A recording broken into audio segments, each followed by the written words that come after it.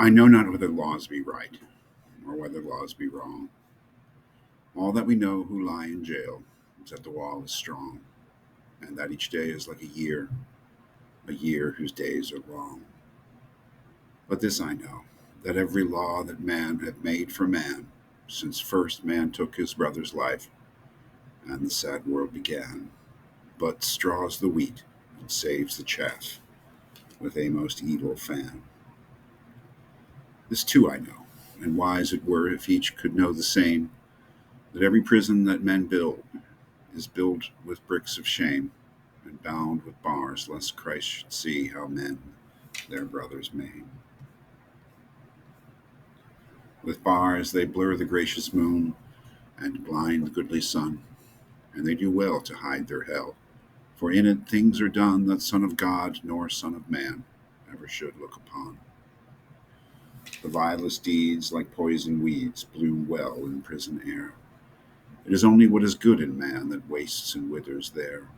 Pale anguish keeps the heavy gate, and the warder is despair. For they starve the little frightened child, till it weeps both night and day, and they scourge the weak, and flog the fool, and jibe the old and gray. And some grow mad, and all grow bad, and none a word may say.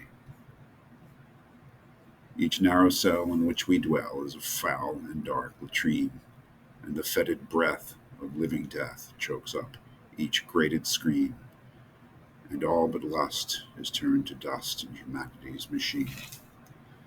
The brackish water that we drink creeps with a loathsome slime, and the bitter bread they weigh in scales is full of chalk and lime. And sleep will not lie down, but walks wild-eyed and cries to time. But though lean hunger and green thirst, like asp with adder fight, we have little care of prison fare. For what chills and kills outright is that every stone one lifts by day becomes one's heart by night. With midnight always in one's heart, and twilight in one's cell, we turn the crank or tear the rope, each in his separate hell, and the silence is more awful far than the sound of a brazen bell.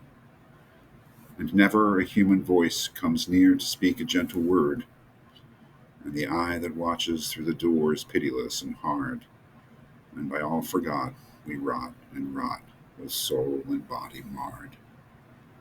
And thus we rust life's iron chain, degraded and alone, and some men curse, and some men weep, and some men make no moan. But God's eternal laws are kind, and break the heart of stone. And every human heart that breaks, in prison cell or yard, is that broken box that gave its treasure to the Lord, and filled the unclean leper's house with the scent of costliest nard. Ah, happy they whose hearts can break, and peace of pardon win. How else may man make straight his plan, and cleanse his soul from sin? How else but through a broken heart may Lord Christ enter in?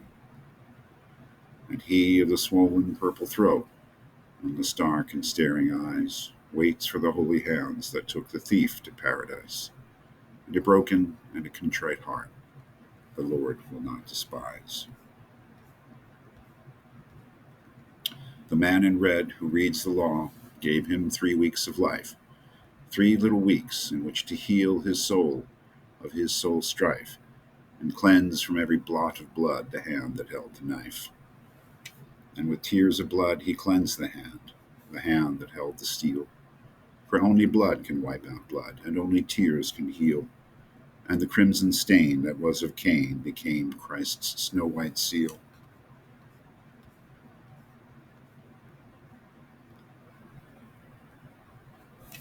In Reading jail by Reading town there is a pit of shame, and in it lies a wretched man, eaten by teeth of flame.